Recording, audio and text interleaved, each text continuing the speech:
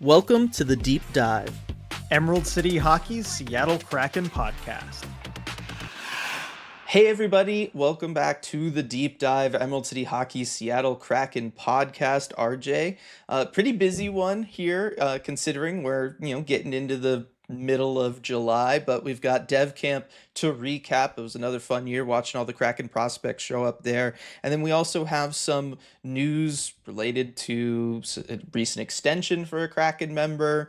A signal that another extension will be coming shortly that we can talk about. Some rumors of what the Kraken may or may not have been involved in around the draft, and then also some breaking news from literally just a couple minutes ago, right before we started recording here. So excited to dig into everything here with you, RJ. But of course, first, we've got to thank our wonderful sponsor, the law offices of Rico Tessendorf, for sponsoring the podcast.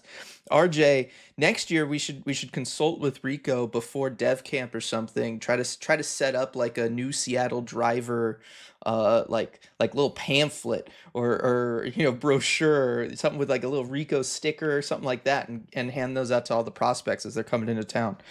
Yeah, I think that's a pretty good idea because with these prospects, right, eventually when they do come to Seattle, they're going to be Seattle drivers. Mm-hmm. We've seen Kraken players driving around, usually in their very nice cars, which makes it all the more important, right? Mm-hmm. That if something should happen, you have someone good to go to. Exactly. So it's just a good example there of something I was thinking about. How Rico has really just seeped into our day-to-day job of covering the team. It's just always there now, but always have a lot of fun with him. And while we hope none of you ever need his services, the odds say that at some point someone out there will be involved in an accident, whether on the road, at work, or anywhere in between. And when you are, we hope you call Rico at 425-778-9800 or visit his website, ricotessendor.com, to schedule a free consultation. He's won millions of dollars for his clients and helped thousands of people in the greater Seattle area. And as a fellow member of the ECH community, we know he'll help you too. All right, so on to Dev Camp recap. The first, well, actually, no, before that, Patreon schedule, because it's a busy week over on Patreon. Yes, it is. So let's get into that Patreon schedule because it's coming up very, very soon. So don't want you all to miss this. So it starts off with Dylan's prospect chat, and of course, well timed. Given we're going to talk about Dev Camp a lot today, he'll go over his takeaways from Dev Camp in depth about all the different prospects that we saw. And that one is going to be on Wednesday, July 9th at 7 p.m. So make sure to make it for that one. That's going to be really good. And then just 2 days later, on Friday night, the 11th at 7 p.m., as usual, it's going to be my Armchair GM stream where we're going to go over this, I guess, whole offseason worth, it seems, of Kraken moves. We can even talk about the move that didn't happen that we're going to discuss on the podcast a little bit later today. Going to go over where the Kraken go from here and what this offseason looks like. So that'll be on Friday the 11th at 7 p.m. But make sure to join us for the two of those. And then, as always, we've got the Red Glare podcast every single week. Those usually come out on Fridays as well. And I mean, lots of offseason stuff to discuss. I mean, this last one that we did covered pretty much every roster move, from the offseason, at least the notable ones, with that and the draft. So you can hear our stories from an interesting NHL draft to attend. Yes, our uneventful stories from an uneventful draft. Way to sell it, Dylan. I know. I'm doing a great job of promoting. That is patreon.com/Emerald City Hockey. There you go. Just to get that in there. All right, so on to Kraken Dev Camp, RJ. And like before I get into player by player stuff, I just thought we could talk like kind of general takeaways. The big thing was, I don't know, it just felt off this year. I don't know. It just really did. And it seemed like everybody we talked to kind of felt that way. And I think some of it was the smaller roster of players, just because so many prospects have now kind of graduated out to the CV level and they're professionals now and they're not coming to Dev Camp.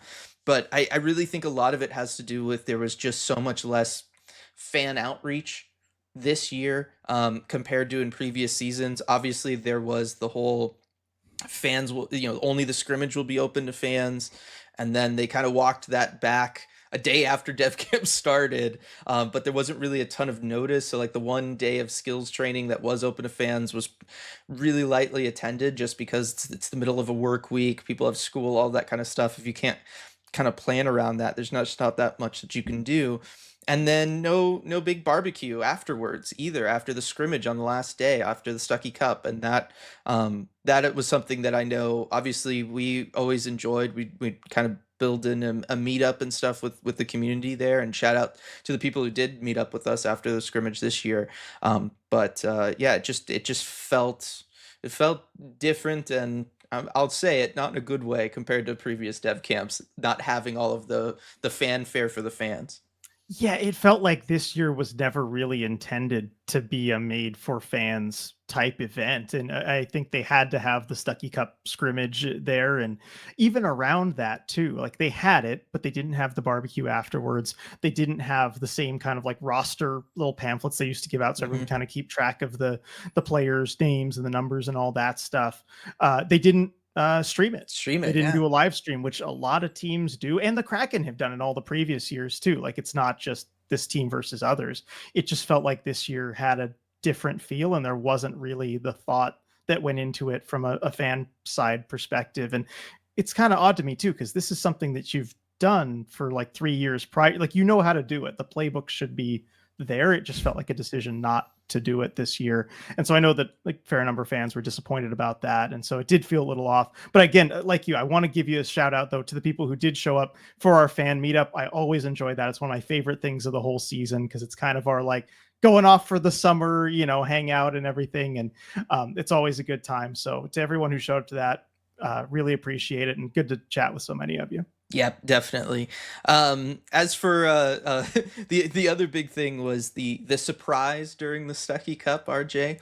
The big surprise that they were going to have for fans during the intermission, and I guess it was surprising in the sense, is this the first year they've done it during the intermission of the game Yeah, versus because usually it's being right at the after end? the game, I think. Yeah. Yes. But shocker for anybody, if you've been to a dev camp in the past, they signed their recent first round pick Jake O'Brien to his entry level contract during the Stucky Cup. They pitched it as a surprise, but we all knew what was coming. It's no longer a surprise, Dylan. I think at this point we can call it a tradition. Yeah. That's what it is. And not that I mind, like it's a No. cool, fun thing that they do. But next year, if they announce a surprise, at the first intermission and they have their first round pick up there, I think we can all know what it's going to be. I was gonna say it has only happened every dev camp now, so Yeah. Although I will say they did make you think about it, because signing the ELC in O'Brien's case does take away his NCAA eligibility, and you were wondering, well, would they just do that? Like it's kind of boxing them in a way they wouldn't necessarily have to. But I think in his case, it's not a big issue. Yeah, it doesn't sound like that. And we talked with Jeff Tambellini about it afterwards, and yeah, was not an issue. And we'll get to Tambellini later. Sad face. Unfortunately, yes, unfortunately, we'll get to Tambellini later. Other than that, I thought the scrimmage did live up to the hype. It was a good close game. Maybe team. This was the other thing I thought was funny. White/West. Threw it away a little bit, trying to showboat a little bit in the third with the lead, or in the second with the lead. It's only a 2-period game, but it was a close scrimmage, and I thought that it did do a good job of showcasing not just the guys that we all kind of know because they're first round picks, high draft picks, but also some of the undrafted players. I thought they really had an opportunity to shine in this one as well.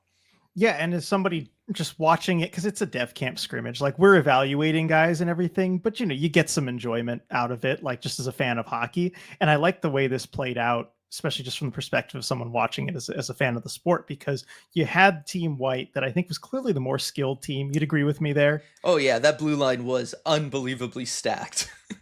And going through the game, they were trying not to pour it on too much. It felt like once they got an early lead, they're like, oh man, we could run away with this thing. Let's not do that, just because it is a dev camp scrimmage.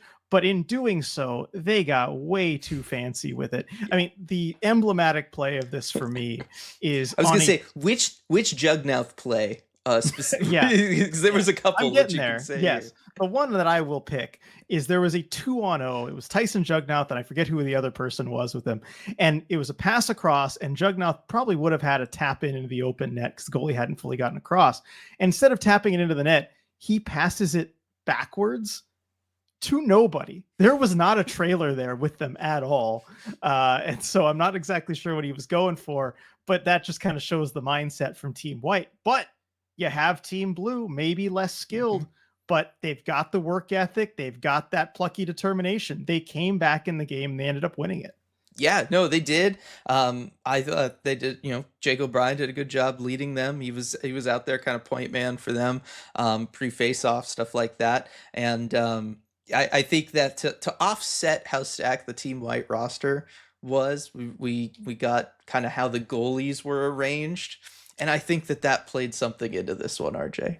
Definitely. So it was interesting to see when you have four goalies for a game like this, you usually expect to see 2 and 2, right? You split them Hmm. up. But the Kraken had just one goalie for Team Blue and then three goalies for Team White. And I understand why they did this because the goalie for Team Blue was Visa Vedenpa, who is the one Kraken draft pick goalie who was there at this camp. So you kind of want him to get the most reps possible. And the others were able to just kind of rotate.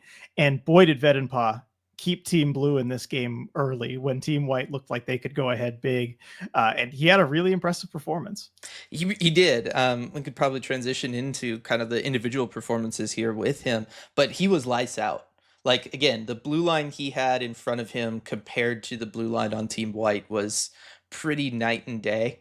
Like you could argue, like literally every single top Kraken defensive prospect was on the other team. I think looking at this roster, and but he was lights out. I thought he did a great job kind of playing against that stacked team and the blue line.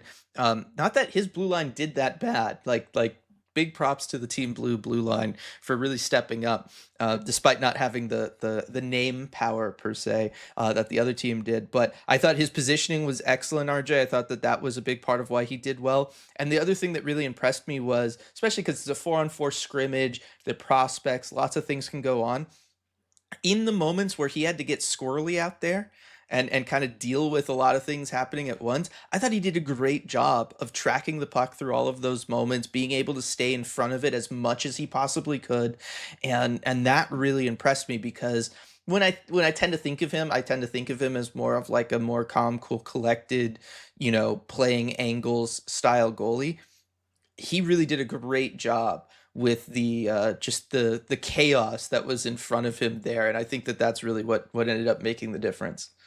Yeah, I agreed on that. And for a goalie, is I don't know, he looked at least especially early in camp, kind of just chunky size wise. Hmm. Like, yeah, but that's good. You want a goalie to be big, Yeah, but surprisingly mobile in those chaotic situations. And so yeah. I thought that was, big to his credit. And also it was good to see from him too, because I mean, remember, he's a sixth round pick. So, Hmm. someone later in the draft. And also, as Jeff Tambellini mentioned to us, like he didn't get to play much hockey this year because Right. of injuries. And so he only got to play really a handful of games. And so to see him pretty close to top form, I think was something that, you really want to see from a player development standpoint. And also, I think he's been overshadowed a bit by Kim Saarinen, third round Hmm. pick the next year, another Finnish goalie, someone a little more Yep. high profile. And of course, Nikke Kokko, who's already just doing incredible things at Yes. his age.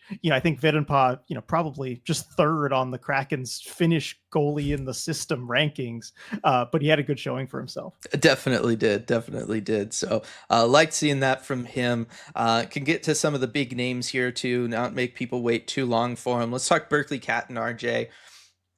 Best player out there. I, Probably not controversial to say that. Yeah, I think it would have been a massive surprise if he wasn't. He better Yes. be the best player out there, but he certainly was. Yeah, I thought that the work on his skating over the last year, from last year's Dev Camp to this year's Dev Camp, it's completely paid off. His first two steps are just so much better than they were last year. His ability to accelerate up to his top speed. I think his top speed has also increased, but I think that the big thing has been his acceleration and the fact that just, yes, it takes 1, 2 steps and he's already basically at top speed. That made such a huge difference in his ability to not just get up the ice and attack in transition, but also in moments like when he had that potential wraparound opportunity, just being able to collect the puck on one side of the net, take 2 steps and he's around the net at the other side. I still don't know how Venpa like kind of got over and got a piece of that. That was pretty incredible. But I thought that moments like that showed that that work on his acceleration is really going to make him just even more dynamic than he already was. Yeah, I mean, we both marveled at that wraparound, just how quickly he got around the net. Like that's high end skill, and I think it was especially visible too at 4-on-4. Because by Mhm. the way, we should mention the scrimmage was played at 4-on-4. It's usually 3-on-3, but given how many defensemen they had, probably a smarter idea to go four Yeah. on four for this one. But really, none of the other prospects could match Catton's acceleration, and there were Mm-mm. several times where I'd see him either like waiting for a regroup for guys to tag up around the offensive blue line, and all of a sudden he just put on the gas and would just burn right around anybody that was guarding him. And so like it was just not fair from a speed perspective. Yeah. His hands are still fantastic. RJ, his awareness is still fantastic, right? Like he just sees the ice. He knows where everybody is out there. I wish he played on the inside a little bit more, and especially in a scrimmage type setting like this where there's some physical play, but like nobody's blowing each other up out there. No, you're not going to get hit. There Yeah, weren't. I couldn't really name one actual big hit from I the whole think stream. I don't think there was one. I think there was one, and it was Oh, on Berkeley Catton, and it was by Jake O'Brien. oh, that's right. I remember that one. Okay, that is the one. Yeah, I Yes. had my head down for a second for that one, and you like tapped my arm. Like, did you see that? Yeah. So well, I'll get to that one in a second. But I do wish that he played a little more to the inside. I think that that's something that just as he progresses from the Western Hockey League to the professional level, NHL level, he's going to have to start playing on the inside more. If not, maybe this just makes his transition over to the wing, which it kind of feels like he's going to have to do long term with the Kraken anyway.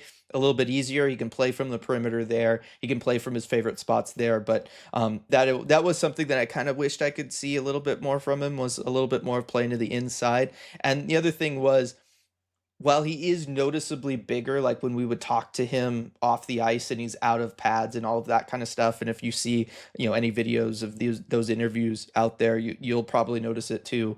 Um, he seemed bigger, but it felt like, yeah, all of that strength kind of went to the acceleration and that side of things, because like when things did get a little physical, I didn't feel like it necessarily translated to that. Again, not the biggest guy out there no matter what, so it's always going to be a little tough for him, but I'm just trying to be thorough here. No, that's good. I think people appreciate that. And I think a question that a lot of people are going to have, though, is how does this all relate to training camp and the start of next season? Mhm. Because Catton, of all the players at Dev Camp, he's really the only one who's going to have a real shot to make the Kraken roster this coming season. And we know he's probably going to get those 9 games. We'll see where it goes from there. But has this changed? Has what you saw changed your opinion at all of how NHL ready or not you think he is? Where do you think he stands now? I'm now more of the opinion that I think he's going to be able to stick than not. I think I was leaning the other way prior to seeing him at Dev Camp, but for me the improvement in his skating, the fact that he does have that acceleration now and that his skating is that much better, I just think that that's going to allow him to avoid some of the situations that I thought he was going to struggle with at the NHL level. Somebody's bearing down on him. He's going to be able to get around them. He's going to be able to more effectively attack in transition and play at the speed he's going to need to play at as a smaller player. And so seeing those improvements in skating really does make me think that, yeah, no, he has a shot to play those 9 games, but also look good enough in those 9 games that the Kraken could keep him around for the rest of the season. I think the strength thing is really going to be the one knock, and we're going to see that in training camp because it will be more physical. He's going to be going against guys that are fully developed NHL players, and we'll see it in the preseason. Can he take a hit and stay on his skates? Can he fight to the inside if he needs to? Can he win a board battle, or is it just he gets knocked off the puck right away and the other team has possession? Those will be the things that will probably ultimately decide whether or not he can stick. But I think that because he has that improved skating, because he has that improved acceleration, he's going to have the opportunity to avoid those situations as much as possible. Those situations he's probably not going to do great in. He's going to have the opportunity to hopefully be in that spot as little as possible. Well, that's good to hear, and especially if he projects as a winger early on, which it seems like he does. Yeah, exactly. So from him to Jake O'Brien, who did did hit him. I mean, it was, it was a check into the boards, I think. You could maybe argue it was a cross check, to be perfectly honest. But Jake O'Brien really impressed me at this dev camp, and I have a big one on that we'll get to when after I talk about some highlights, some players here. I have my spicy takes from dev camp we can end the segment on, Ooh. and there is definitely a spicy one with Jake O'Brien.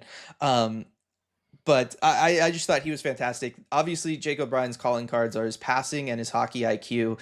Those were absolutely on display. I still think of that high saucer pass that he sent to Carson Rykhoff, kind of catty corner through the neutral Mhm. zone. Rykhoff was going up the other side. O'Brien's coming up one side of the boards. Rykhoff's on the other side. O'Brien's just getting to the neutral zone. Rykhoff's already almost at the other blue line. And O'Brien throws a saucer pass that had to be like 3 feet in the air, like it was not anywhere close to the ground, and he just launches it and it just lands on the ice perfectly to hit Carson Rykhoff in stride so he can enter the zone with the puck and put the other team on their back foot. And I just saw that and I was just like, that's next level, right? There's passing, there's good passing. Berkeley Catton's got good passing. Some guys on the Kraken have good passing, right? And then there's that the ability just to send something across the neutral zone, have it up in the air so nobody's going to be able to intercept it, and just have it, your winger just enter the zone with full speed. I thought that was great. I thought that he uses his size really well for a guy who is still thin, 6'2", maybe 175, maybe probably closer to 170, but I thought that he used that size really well. And obviously, as he adds strength, things are going to improve there. But I like that when he skates, RJ, the stance that he uses, it's so like textbook perfect because it lowers his center of gravity as he tries to go inside, something like that, so that he's going to be able to get leverage. But because it's such a textbook perfect stance, what it really allows him to do is it means he can use his full body. He can access all of his muscle groups, right? His upper body, his core, and his lower body when he's going to have to go fight for a rebound or go into a board battle or go dig the puck up out of the corner. It means that he has access to all of the strength that he has in his body. And that really impressed me. That's not something I'm used to seeing from these young guys, and especially young guys that are flashy players the way he is. But for him to have that kind of already and to be thinking that way tells me that, yes, he adds another 20 pounds of muscle over the course of the next couple seasons. He's really going to be a force to be reckoned with out there, not just because he has the vision and the passing skills, but because he will be able to go and battle net front. He will be able to go and win board battles against guys because he understands what it's going to take to do that against, say, a 6'4", 6'5", 240 defenseman.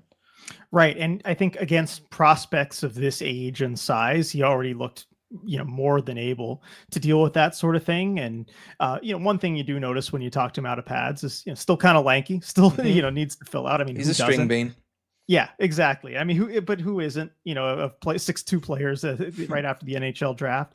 But he's got room to fill that out. And so he should have no problem because he's already, as you said, got the fundamentals down of like how to do it and how to position yourself. So the high end skill is apparent. Like you can see that. You hope to see that with any top 10 pick coming into depth camp. Absolutely saw it from Jake O'Brien. So I think, the path looks great. It's just going to take some time to get there. Yeah, definitely. But I from what I saw, it might not take as long as I otherwise maybe we thought it would. You were impressed. Like I of was all the very players impressed. that you were nudging me, like, hey, look at look at that good thing. O'Brien was number one for sure. Definitely. And I was high on him going in too. Like it wasn't even, I mean, I had high for those expectations. of you who watched the draft coverage, like we Yeah. were both talking him up right before, even before the Kraken picked him. Yeah. We were excited for him. Yeah. Somebody else I had high expectations from this draft was, of course, Blake Fiddler, their second round pick, guy that they moved up in the second round to go and draft. Somebody I had very much as a solid first rounder on my board. I thought that he is kind of like the tale of two different camps for me with Blake Fiddler, because you have the couple days that were drills and then you have the Stucky Cup scrimmage, and I'm assuming based on what I've seen now that Blake Fiddler is a guy who shows up for games. He doesn't show up for practice, because the difference between him and those drills versus him in the Stucky Cup was completely night and day, in my opinion. Again, that's the direction you want it. And it's also possible that he was still wrapped up in the whirlwind of getting drafted, flying to Seattle immediately, getting into dev camp, working out with new gear and all of that kind of stuff. And maybe that affected him during some of the drills. but I thought he was fantastic in the scrimmage. He was one of the top defensemen out there. He showcased all of the things that I thought should have made him a first round pick in this year's draft, because not only do you instantly notice the size, and he's arguably the biggest player out there this year, but he has the skating, he has the speed, he has the puck skills to take the puck deep into the offensive zone, circle the net with it, try to find an open player, or to go in and try to find a shot for himself. I really thought that he was on full display. There were moments where he took over the game. And that I think is great whenever you can see that from a defenseman who also has that size and is somebody who's already solid. He's already over 200 pounds on that 6'4", 6'5" frame. I just thought that that was really cool to see. On the flip side, during some of the scrimmages, there were moments where I was like, did he learn to skate backwards yesterday? like during a lot of the defensive drills, I had some serious skating concerns with him around his backwards skating, backwards crossovers, just the ability to kind of get going there, having to transition from forwards to backwards to catch up and defend a rush. And it was one where he was always able to make up for it because he is so big and strong. All it takes is for him to put one skate in the ground and push off, and he can close any gap on somebody. But I was like, that's not going to work against like NHL speed, NHL competition. Again, once the scrimmage happened and maybe he wasn't thinking about it, he was able to do all of these things. But for some reason during the drills, I was just constantly amazed at like how rough a lot of that backward skating stuff was. But again, in the scrimmage, he was totally fine. And I wonder how much of that is just a part of maybe doing some drills that maybe you're not all that familiar with, that you're still kind of learning how Hmm. to do, versus in a scrimmage. I mean, you've done this a million times. It's playing Yeah. hockey. You know what to do. And so that, for that reason, it doesn't really worry me. And also for any player that was just drafted a few days prior, I kind of give them a pass on Yeah. certain elements of things because it's all just such a whirlwind for Yeah. them. So like it's your second dev camp where I expect you to be really locked in and make sure everything is as it should be. Yeah, and I think that'll be the case for Fiddler next year. Another defenseman that I thought probably then was the next best defenseman at camp was Tyson Jugmouth. And, look, he was Tyson Jugmouth in the sense that if you've listened to any of my prospect chats, he has what I call hero ball mindset. He wants the puck on his stick, and he's going to try to be the one to make the play with it. And this dev camp was no different. He was that way during the drills. He was that way during the Stuckey Cup. But I thought that he, just like if you watched any of the Portland season last year, and especially during their playoff run, he's skilled enough that when he's going up against other guys from the junior level or the NCAA level, he can get away with that. Like he's gonna make stuff happen when the puck is on his stick. Yeah, and especially in a 4-on-4 scrimmage at the Stuckey Cup. I mean, that's the kind of environment where you really can, as a defenseman, go out there and play hero ball and try and make some plays. Sometimes you get a little too fancy with it, as I mentioned earlier, but like the skill was clearly there. And I'm telling you, if that's a competitive game, with standings points Yeah. or playoff game on the line, he's shooting that puck and he's scoring. Yeah, he's taking the shot for sure. The other thing was he was really, in my opinion, the only player to constantly get the better of Jake O'Brien when they would go head to head. And there was like good, like there was more than this, but there was definitely three times where it was very much like every other player on the ice disappeared for me, and it was just the battle between those two. And twice it happened when O'Brien was on the forecheck, trying to forecheck Jugmouth in his own zone, and then another one was when Jugmouth had the puck up at the blue line in the offensive zone. And all three times he got the better of Jake O'Brien, just because of his great quick footwork. The way Jugmouth is able to move laterally, step up, step back, all of that, just with these quick, choppy movements with his skate. He was able to make O'Brien look a little silly at times in a way that nobody else was able to come close to. Yeah, I mean, I remember you nudging me mid scrimmage to be like, "Man, Jugmouth is the only guy out here who's getting the better of Jake O'Brien, and he's done it like 4 times." Yeah, it was pretty noticeable. But and you could tell that it was frustrating O'Brien too, because he was otherwise able to basically do whatever he wanted, but not when Jugmouth had the puck. So I thought that was pretty interesting. Just to round out the defensemen, I thought Dragosivic was fine through everything. I think arguably maybe has the hardest shot of anybody at this dev camp, to be perfectly honest. His wrist shot is insane. And again, I'm basing this mostly off of when they miss the net and it hits the glass. His was the one that I was like, is that glass okay? Yeah, and on Dragocevic too, though, as you told me, I think the coaches got to him They because absolutely normally he did. had the Juggernaut hero ball type mentality the last couple years, and it made him really fun to watch, and so we always enjoyed that. But he was, I think, a little more defensively sound, but it definitely made it less entertaining in this format. It cost on the offensive side of things, and I think that that's not just unique to dev camp. That was kind of my experience watching him this past year too. And again, as somebody who is more recent to being a defenseman, right? Somebody who made the switch from forward to defense more recently. It's been kind of interesting to see the experiment around Dragocevic play out, but it does feel like we're reaching a point where he's teetering on the edge of becoming overcoached, right? Like there's too Mhm. much coaching, he's thinking about too much, and you're losing what made him special in the first place. And again, this is not like a Kraken development problem per se. I think it's something that's just been happening and accumulating in the Western Hockey League. But I think that that is something worth kind of monitoring as he progresses through the system and hits CV.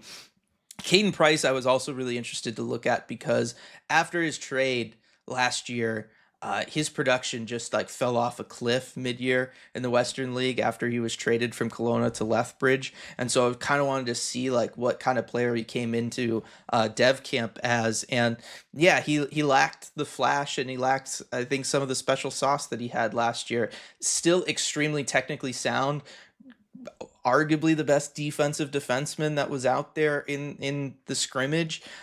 He can definitely still handle things. I still love the way he utilizes his stick, plays with a little bit of a longer stick, but he knows how to use it. He knows how to disrupt plays. He knows how to take away the center of the ice and just kind of put himself there and force the other team to have to play around him.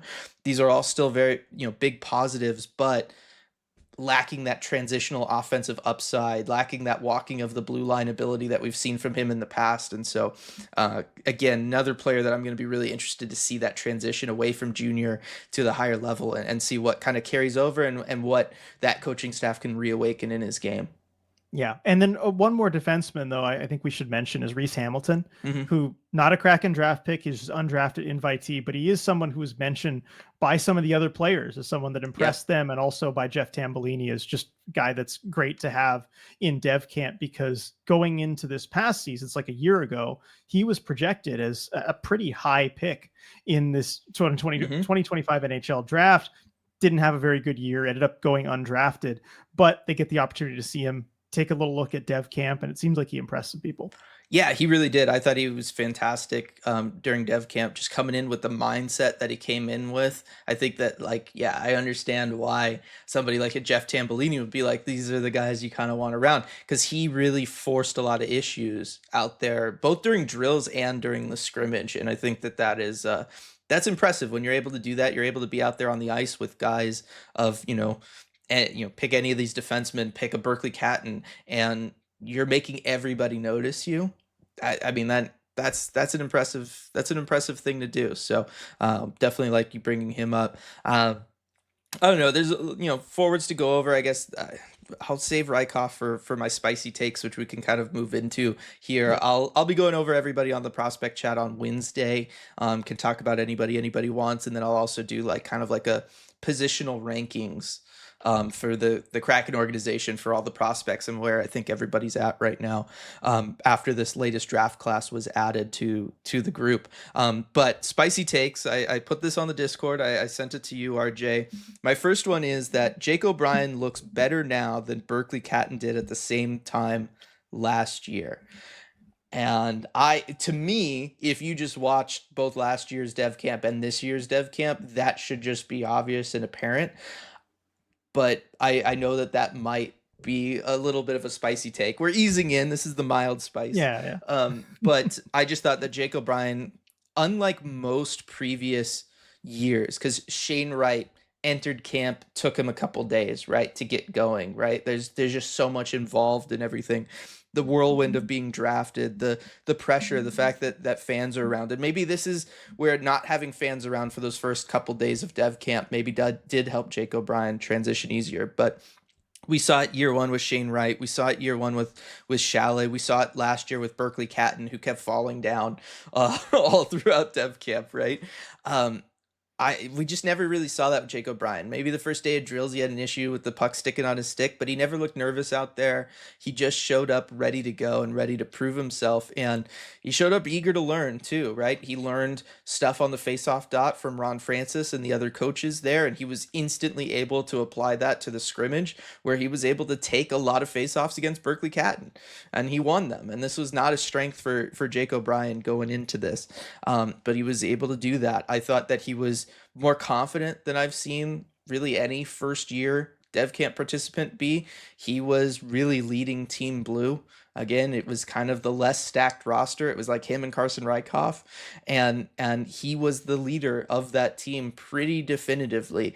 They would hop over the boards during a whistle, and he would be pointing at where guys should be. He'd be going and talking to everybody, going into a face-off. He'd be talking to guys. He'd be moving guys around to where he wants them to be, where he's going to try to win the face-off. He was very much a vocal leader out there for his team, and that was just something that we are not used to seeing from an 18-year-old in their first dev camp at all.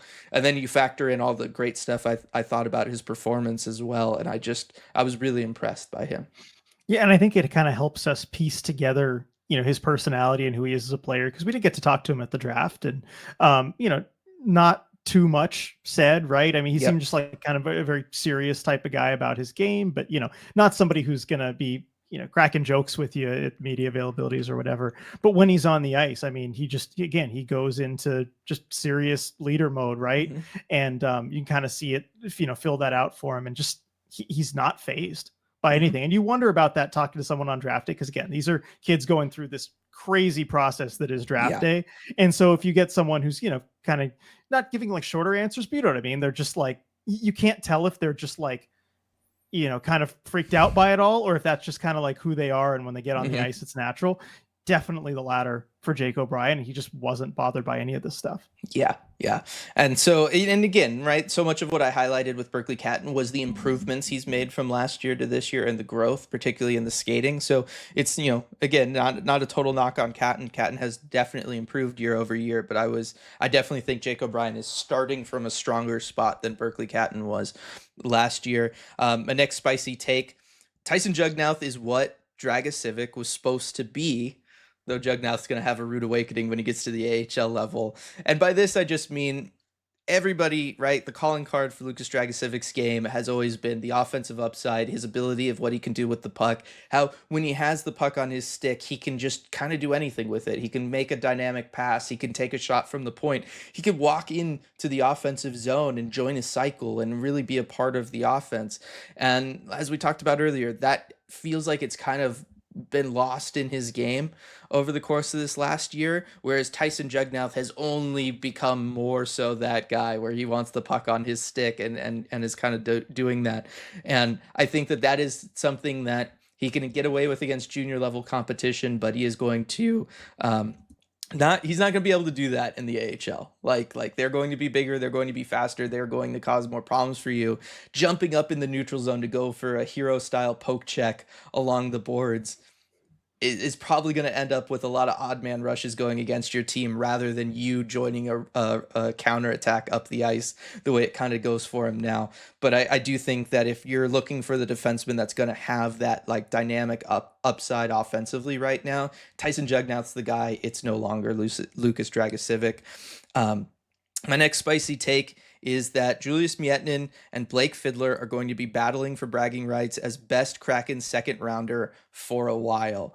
Both of these guys always impress me. I talked about Fiddler earlier, but Mietnin, just the size, the strength, and the IQ, all of those together, I just see him as a Seattle Kraken forward in the not too distant future, being able to set himself up net front, be there for rebounds, be there to screen a goaltender, be that guy on the power play that he already is in Everett, obviously, and he was for the Finland team at the World Juniors this past year, but being able to do that at the next level. And then just, yeah, his awareness when he's playing in tight and his hands, right? He is somebody who has that big body. He wants to use it. He wants to be at the net front, but he can really kind of just do anything he wants in there. He can make tight little passes. He can score from in close against a goaltender. I'm just constantly impressed by what he does.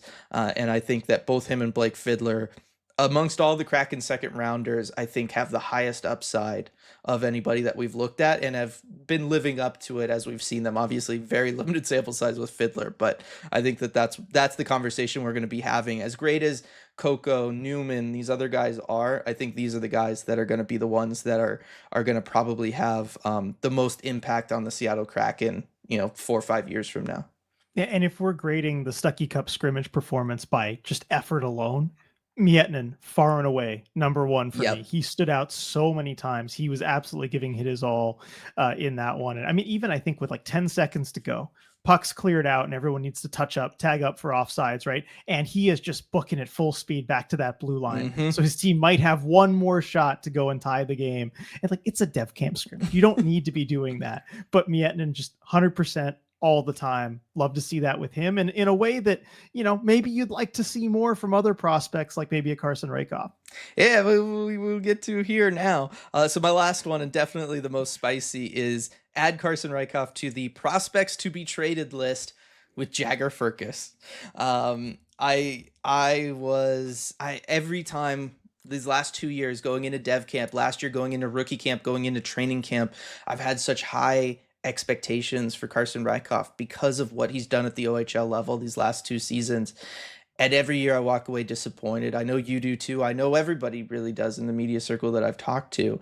And I don't know what it is, but when it comes to doing the skills stuff, playing in the Stuckey Cup, going through training camp last year, just none of what makes him an exciting, dynamic player at the OHL level seems to show up in his game. And I cannot explain it. It has to be mental. Like, there's no other reason for it. But for whatever reason, yeah, I just have not ever at KCI seen the Carson Raykoff that I see when watching the Steelheads play. And at some point, that Carson Raykoff has to show up. That guy has to show up playing in a preseason game at CPA. And if it doesn't, one, he's not going to make it. But two, it's one where, because I haven't seen it for so long now, I'm starting to question if we're ever going to see it. And if that's even a question at all, sell high, right? Use him in a trade right now, similar to Jagger Firkus, where I just don't think he's going to be big enough, physically developed enough to really do what he's going to need to do at the NHL level. They have value until they prove they can't do it. Take advantage of that now if you're the Kraken. Right. And if there's ever, someone available who's, maybe under 25, someone who kind of fits the age of your core, we saw it with the Kakko trade. You bring in someone like that. You did trade Will Borgen, who is older, but sometimes teams that are moving players like that maybe want a prospect that's close, that's 20 years old, that's, a little younger. Yep. Like, he can have value for a type of piece like that. Exactly. So I think that based on what he's done in the OHL these last couple of years, should have value out there if the Kraken are in a spot where they need to trade a prospect.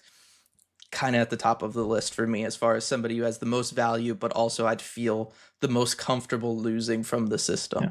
And his value also with this coming year, right? He's going to Coachella Valley. Mm-hmm. It's going to be really in flux, because if he struggles in the AHL, value plummets. If he does really well in the AHL, value can go way up. Yeah, but and again, you're dealing with a position of high risk. Right. Yeah. And again, prove me wrong too if you're Carson Raykoff. But it's just for whatever reason. We've seen he has the talent to do it. Yeah, but for whatever reason, we've never seen it out here on the West Coast. We've never seen it outside the OHL. And so I need to see it outside the OHL is the bottom line there. But yeah, feel free to come at me during the prospect chat for all this. And we'll talk about everybody in more depth there. But those were my big takeaways from Dev Camp this year.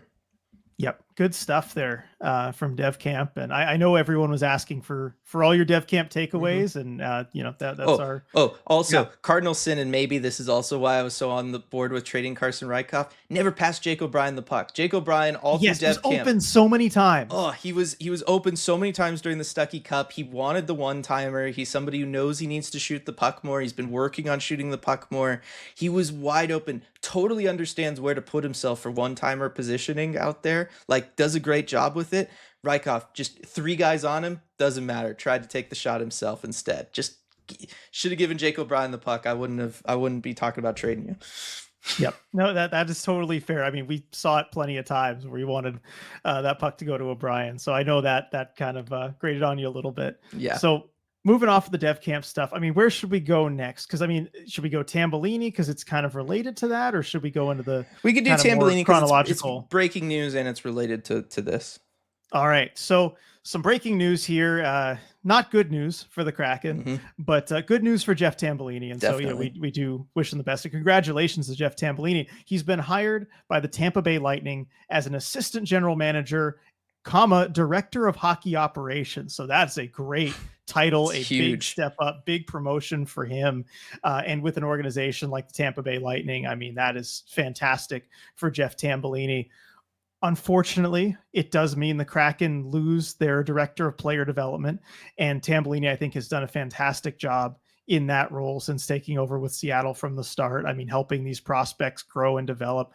We've seen the time and the effort that he's put into, I mean, especially with Dev Camp, making that process better and refining it over the years, adding certain elements to prepare players for the NHL, whether it's on the ice or off the ice. I mean, like one of the things that the Kraken, posted about last year was, he implemented even like a mock media session, with some members of the media. And so like kind of preparing players for that sort of thing, rather than just, showing them a PowerPoint where you kind of tune out and be like, all right, sure, this is what we do. You get real life reps at everything. And so the amount of detail that Tambellini put into this process for all the prospects, and monitoring them over the course of the season, tracking the individual things they need to work on. I think both of us came away really impressed by what he did, and I think Tampa could certainly see that. They're a good, smart organization, and good move by them to poach him. Yeah, no, it's a great step up for him. Somebody that I think is going to have a long career in front offices, and will, really the sky is the limit for. A huge promotion. Totally understand why you'd go and take that. And yeah, I'm just bummed that wasn't able to maybe do that same thing here in Seattle. But yeah, really, especially bummed by the timing of all this, because this weekend I was working on questions to hopefully try to interview him maybe this week before everybody takes off. But I don't know, maybe he got wind of that and that's why this happened so quick. Yep, got to take off now. Dylan's going to ask me some questions. Get out of here. Bugs me at the draft, bug me at dev camp. I'm not letting him do it again. Exactly. So, good move on multiple fronts for Jeff Tambellini there. Good career move to avoid Dylan. But, with that, though, with this news, of course, for the Kraken, that leaves a pretty big hole to fill in their player development staff. And so, who's going to fill that hole? Like, where are they going next? And so I know, because this was rumored, yesterday, that Tambellini might be leaving for the Lightning. So we had a little time to think about it and propose maybe some potential options. I think the most obvious likely candidate, if they're going for an internal hire, would seem to be Caitlin Parker. Yeah. I mean, she's kind of been, we got to talk to both of them at the draft, from the player development side. Those were the two people the Kraken brought to the draft. It was Tambellini and it was Caitlin Parker. She also, of course, very visible at Dev Camp. If you were there for any of the days that were open to the public, you could see her working with the players, and she was, kind of taking charge there as well. So it would make sense, I would think, if you're going to go with someone from inside the org, it's got to be her, right? I really have to assume so. And also because she was so heavily involved in the, last week really leading up to this, during which they must have known this was maybe in the works with Jeff Tambellini leaving. Like, this doesn't just develop in the 3 days after Dev Camp. So I think if we're also just kind of looking for clues there, I would think that maybe then her involvement in everything there, and working so closely with him through this process would be, kind of to take over there. So in which case, like, great pick. I think she's great. Obviously been a part of this group that has been in charge of player development for the Kraken that we, can only say good things about. And so we'll see who, when she gets named as head of player development. And yeah. Yeah, and it'd be a great story too. I mean, it's kind of the opposite of like where with the GM and coaching stuff, I'm always Yes. like outside hire, please. Yes. Don't have someone who's been associated with what has happened. But I think on the player development side, you You absolutely do want to continue that success. continuity. And again, from Bellingham too. Yep. That's really cool. Yep. Yeah. No, definitely. I think she'd be a great hire for this. So we'll see what happens there. Yep. So that's the Tambellini breaking news. So now we got some little older news, but still within the last week. And we'll start with Ty Cartier, Mhm. signed to a 2-year contract extension, 1.25 million AAV on this one. And Dylan, you talked some sense into me on this one from my initial reaction, Yeah. because look, based on projections, it's a very slight overpay. It's a little over the buried contract limit. And so if you were to send him down to the AHL, like you would have a bit of a cap penalty there that you'd still be paying. But in the current cap environment for the NHL, it's not going to be a big problem. Like you convinced me of that. I guess the issue with this like contract, and then even on the issue of like my other concern was, well, will he block players from playing, right? Because that's a Hmm. spot that could maybe go to a Yanni Newman or somebody like that. You made me less worried about it just because, it's still a fourth line spot. That's where he would be playing. And so, do you really want young players playing fourth line minutes? I get to that a little bit later. But I mean, you know what? I'll throw it to you. What do you think of this contract? Like, you know, It's continue to talk some sense into me on Yeah, I this was one. gonna say it's fine, right? Like we're talking about somebody who realistically this year is gonna maybe be in and out of the lineup on the fourth line, and then probably realistically next year is gonna be a healthy scratch. So like if anything, I think maybe the 2-year term is the most notable aspect of this, because that's maybe where I start thinking about it, and it's not so much because I think he's gonna block somebody, but just because like okay, you're committing enough over league minimum to somebody that I just don't think is going to be an everyday player for you, right? Somebody who is in that healthy scratch territory for you and the organization. Because it's not so much that I think he's going to block a spot from young players.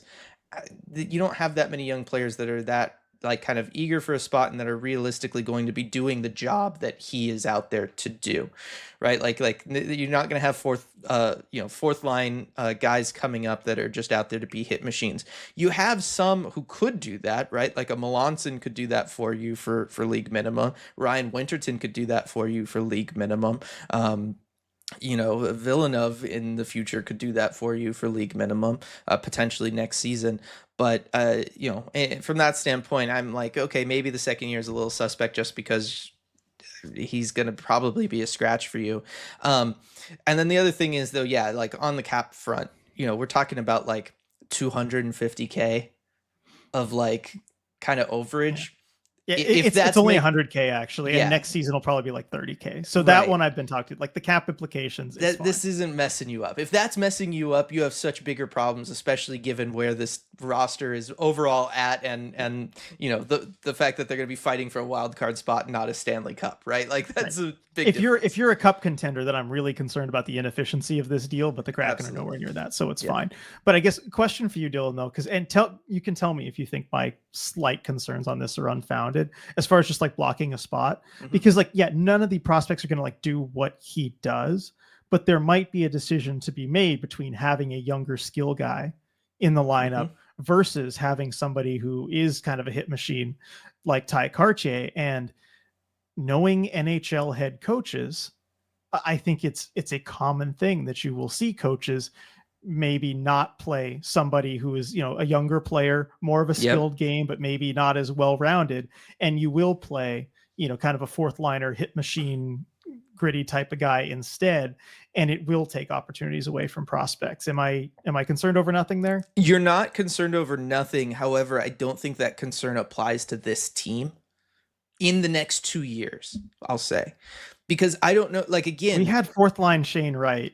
I I know we know a did. different I coach, but know like different coach, but also like center and different situation there. Like is Ty Cartier blocking Yanni? Like if Berkeley Catton's a winger on this team, is he blocking Yanni Newman any more than John Hayden's going to be blocking Yanni Newman? I guess not, because yeah, you have Hayden there for Because you some. have Well, Hayden but the thing too. is that the contract tells me two Right, you're year deal valuing. at the value there, it's harder Yes, to you're. sit that player. Yes, it is. But I also think that it's, they have so many wingers higher up in this lineup that have 1 year left on their deal, Yeah. right? Like all of these spots, there's going to be so many better spots for these young skill guys to be stepping into next offseason that I don't think having Ty Cartier as a borderline fourth line player really makes a difference there. Because when you have Eberle, Tolvanen, Schwartz, and Marchment all coming off the books, you're going to have middle six roles where you want these guys to primarily be. They're going to be there on the table for them to be playing in.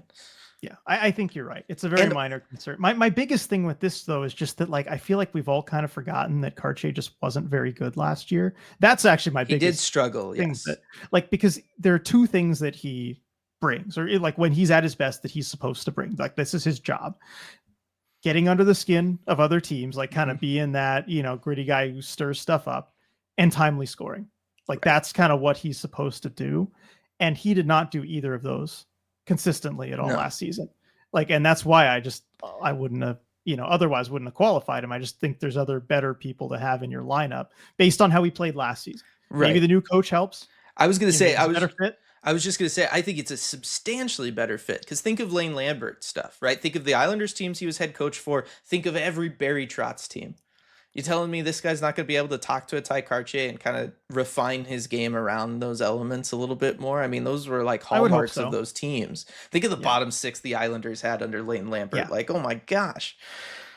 Yeah. You know what? So like the potential is certainly there. Like he could turn into one of those Yeah, like Islanders it's still bottom on six him to type do guys. it, but I do But think that the coaching change makes a big difference, and I think that the way the team is going to play, and also the fact that you are talking about having like a Mason Marchment in this lineup, who's going to be able to do that, and Ty Cartier is going to be able to learn from because again, at the end of the day, we're talking about undrafted player in Ty Cartier.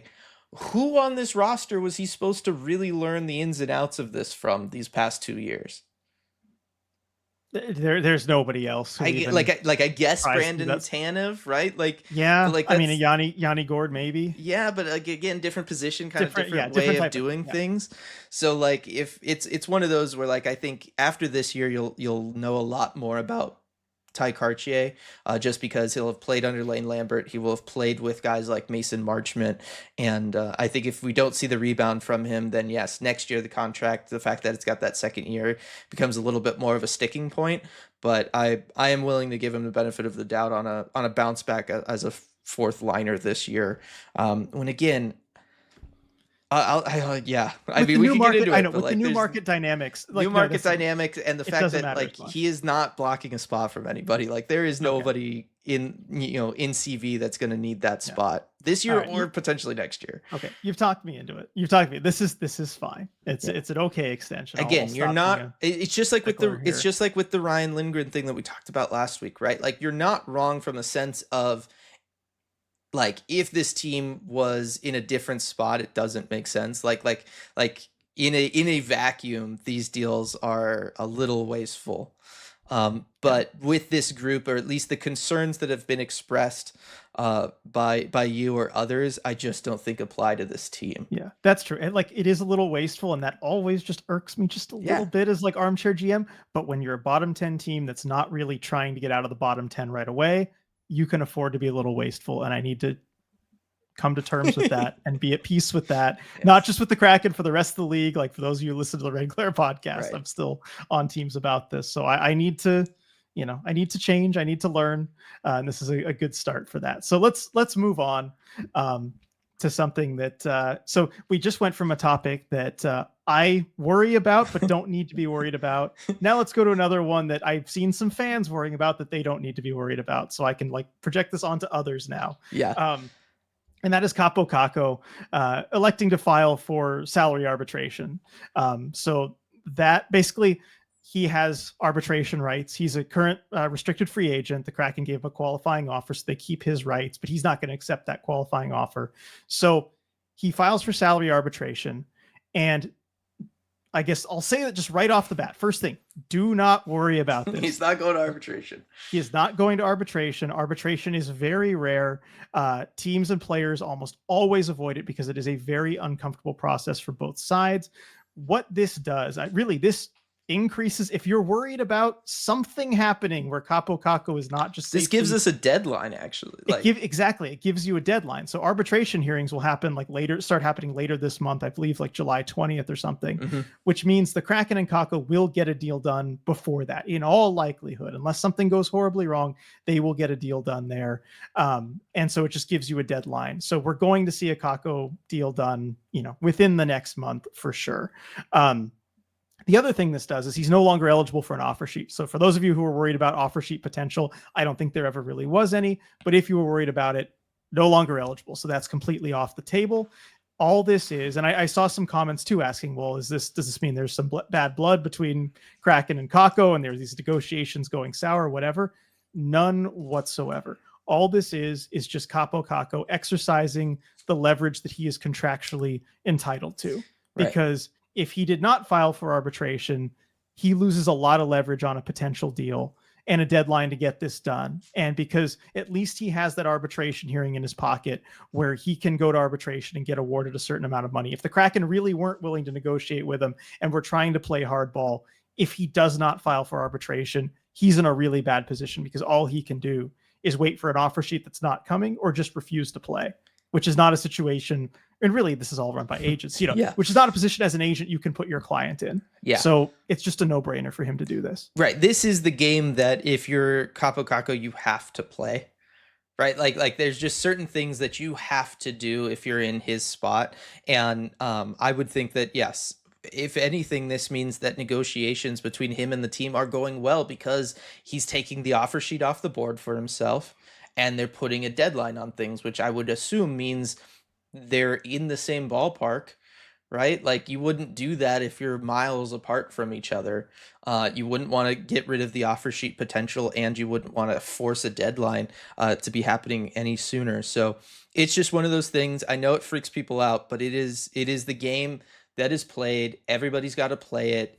These are basically just little check marks you have to do as you're going through this process. It's nothing more than that. And it wouldn't shock me if this time next week we were talking about whatever his deal is. Yeah, exactly. So if you're still concerned in any way, I'll say it again, do not be. This is going to get done. No drama here.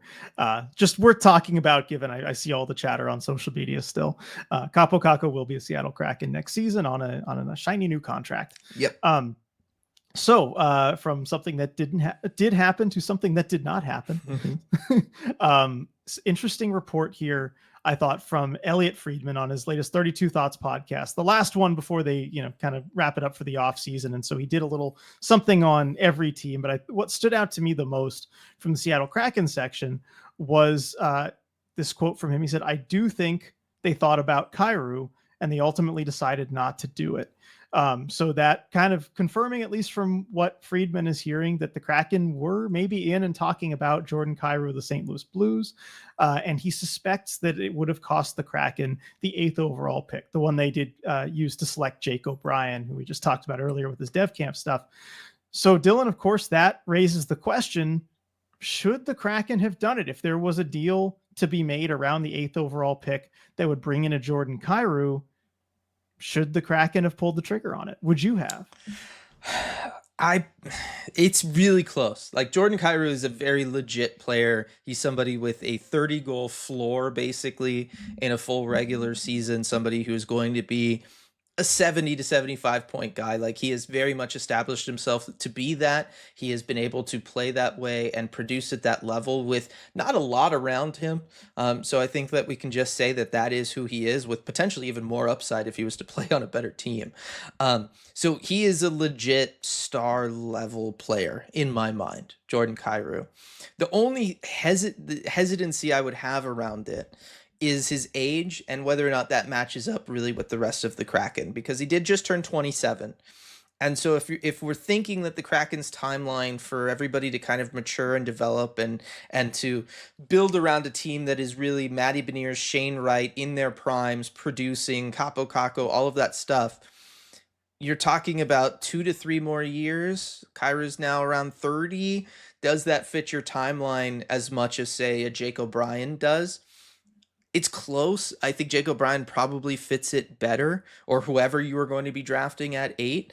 And so I'm leaning towards not doing it. Really, for me, though, the biggest thing in all this was because these rumors were like loosely out there, but I didn't know how much stock to put in them. I'm just so happy that with Jason Bottrill as general manager, we're talked about at all when a player like Jordan Kyrou potentially has to be moved, and we're in that conversation, because that would not have been the case with Ron Francis. I don't think this gets explored at all if Ron Francis is still general manager. So for me, just the fact that we're having this conversation and it's not just you and I trying to come up with off-season topics is like a huge W for me. But I do lean, just because of his age versus the rest of your cores, probably lean towards not doing it. But I think that would have been a fair price to pay for somebody as good as he is. Right. And I think the value is actually pretty good there. And that's why I agree with pretty much everything that you just said. As far as, one, it's great to be talked about in Like, that if sort they of had done it, I conversation. wouldn't be saying anything bad about it. Same. I wouldn't either, because like, if you are going to make a deal, because look, I've said this from the start of the off season. I've said this many times on the podcast. I have like said it many times on the Armchair Yeah. GM stream. Pick a direction. Mm-hmm. Pick a direction and go in that direction, right? I didn't care so much even what direction it was, but you have to pick a direction. And I think if the Kraken had gone the other way and picked the direction of trying to get better right now, trying to contend right away, there is no better trade you could have possibly made than this one, especially if it was going to be around the 8th overall pick. Like, I Yeah. was thinking for the Blues, like if they wanted a center, like, it was going to have to be Shane Wright, in which case that takes away from what you're doing right now. But if it was around the 8th overall pick, boom, you get somebody who is ready to compete, ready to be a star player for you right now over, kind of a lottery ticket like any draft pick is. And so this would have been the perfect deal. Kyrou fits great with the Kraken. I think, because, you look He at St. Louis. instantly is your best player. He's instantly your best player. He's the best forward you've ever had by far, I think. Mm-hmm. And also he's 27. So like, that's as young as you can reasonably get. Like, teams just don't trade away guys who are like 24, 25 at this level. He's 27, which is like as young as you can kind of hope for. What? Well, I was going to say, the only other deal that I would have really been leaning towards the yes, do it, is if the same offer was on the table for JJ Peterka, because I feel like he just matches your timeline better, who is 23, who was just traded. That is true, but I think he's a level below Jordan Kyrou, talent wise. I think the talent is there. What He we could haven't get seen there. from him is the consistency, in part because he just hasn't played as long as Kyrou. Yeah. Like he has 1 year on the books that's equivalent to Kyrou. Kyrou's done it for 4 years in a row. Peterka has 1 year on the books. Yeah, I think that's fair. So I'll give you that. Kyrou's just more of a sure thing, but he's 27, which is, if you're going to do the go for it thing, Yeah. is not that old. Like, you could No, have it's been not. looking at like an Ehlers who's 20, 28, 29. Mhm. There's definitely a better option than that. And with the cost certainty in the contract, like this Yeah. contract that he's on is fantastic, because he signed it a little over $8 million for, like, looks like forever, right? Through his prime, which is fantastic. Like, that's going to age exceptionally well.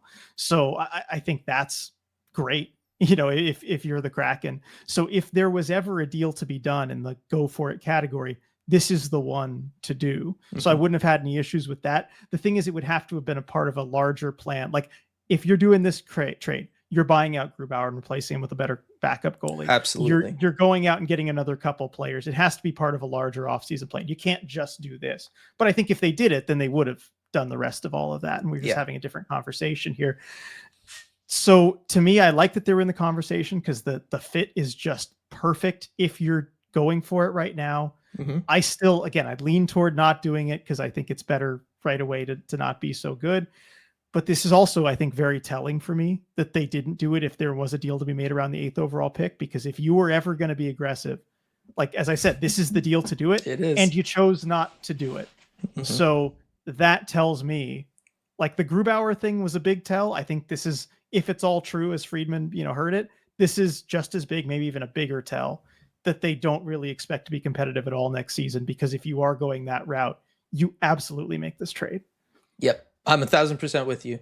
I think that this is us knowing that yes, they want to be better next year. They want to improve. I think that they do to a level believe in this roster, and heck, I do too. Like I look at it, and on paper, this roster should be able to be in the wild card mix. Maybe not definitively a wild card team, but they should be able to stay in the mix loosely if if they can come out and play consistently, right? Like there's still there's too many questions like that, unfortunately. Um, If all but the big stuff breaks right for them, they should be able to be in the wild card mix. yeah, I think if everything breaks right for them, they can make the playoffs. But that's a lot of things having to all go Yeah. together. Anyway, not to get distracted. Um, I think that yes, this is us definitively knowing that this year they do see as more of a retooling year than a go for it year. This is a year where they want to be better. They want young guys to take a step forward. They want to work on the culture in the room. They want to, play a structured system under a guy like Lane Lambert, but they're not selling the future for it, right? They're not selling the future to just go and be a wild card team because that's what Kyrie makes this team. He Yeah. makes you at best a wild card team. Yes. And I don't think it's worth it, at least in the short term, for that kind of payoff, right? If you're just going to maybe sneak into a wild card spot, maybe not worth giving up one of hopefully your last shots at a top 10 pick and somebody like a Jake O'Brien who, if all goes well for him and he hits, is going to be a more valuable asset than Jordan Cairo. A lot of ifs on that, but he's got higher potential still. Well, So and yeah, and if you are and going to be down again, a lottery chance at Gavin McKenna. that too. I mean, this is an exceptional draft, to have a real shot at a high pick. And I think this team, as we said on the last podcast, right? I don't think the intention is for them to be in the running for Gavin McKenna and a bottom 5 team, but I don't think the results of what they've done look all that different than if it was the intent. So I think they've still got a real shot there. So it also would cost you that, I think, a Cairo trade. Yeah. So, yeah, it's one where I don't hate that they didn't do it. I wouldn't have hated if they'd done it. I think I would have been on board with either direction. And like I said, I think really looking at it, I've leaned towards not doing it, and it sounds like they did too. Yep. So knowing they didn't do it, knowing what they have done, knowing that they haven't really done anything else in a week since we've last talked about this stuff, I think that gets to maybe the last question we can ask is just, are they done? Like, is this the off season? Have we kind of seen the last of it? It does feel like an off season where we'll see like just maybe some sporadic trades over the course of the next couple of months, just odd things happening. The Kraken are certainly in a position they could move out a defenseman after signing Lindgren. Like that would make a lot of sense. But I don't know. I've just got a feeling that at least before the start of the season, I feel like they're done. Maybe a minor thing like, I mean, obviously they'll get Kakko done. Yeah, obviously and Riker. Riker Evans done. So that, but like as far as actual changes, trades, moves like that, I don't really see anything else coming. Do you? No, I mean, depending on what the Riker and Kakko contracts come in at, you're going to be pretty close to the cap again. Less than like $4 million of space, right? And you basically you have your roster here because one of with Ty Karts and John Hayden, you have one spot left at forward.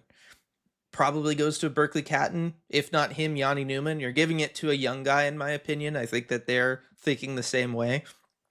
So really, you're done at forward. On D, you have your 7 defensemen.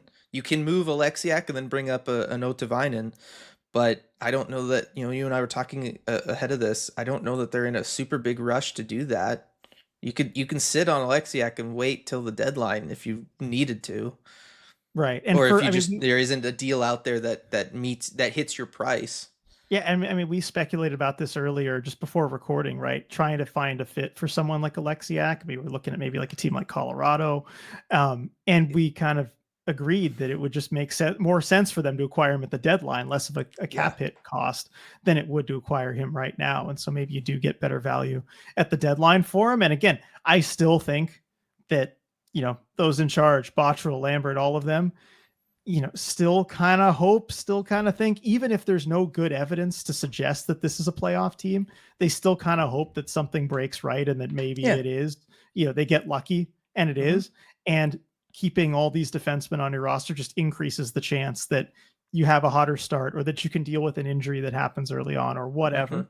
And you're still a stronger team while early in the season, you still got a shot. Before Thanksgiving, everyone still kind of has a chance. And so you at least maximize your chances in that case. Right. I mean, again, there is no rush to move out Alexiak because you don't need the cap space and you don't need the roster spot. So there is nothing forcing your hand. All you don't want to do is just use him all year and then never trade him and then just he walks in free agency. That's the only thing you can't do, but we're a long ways off from that. Definitely. Now, is there anything else that you would, we don't think they're going to do anything. Is there anything you'd like to see them do? Because I do think if I'm Bottrell, I'm still shopping a Jaden Schwartz. I'm still shopping an Ellie Tolvanen, like guys on the last year of their deal, because every team's going for it. It's still such a seller's market. I think, again, we don't know the actual market dynamics. We can't listen on these phone calls, but like if there are teams out there, because look, everyone still has so much cap space.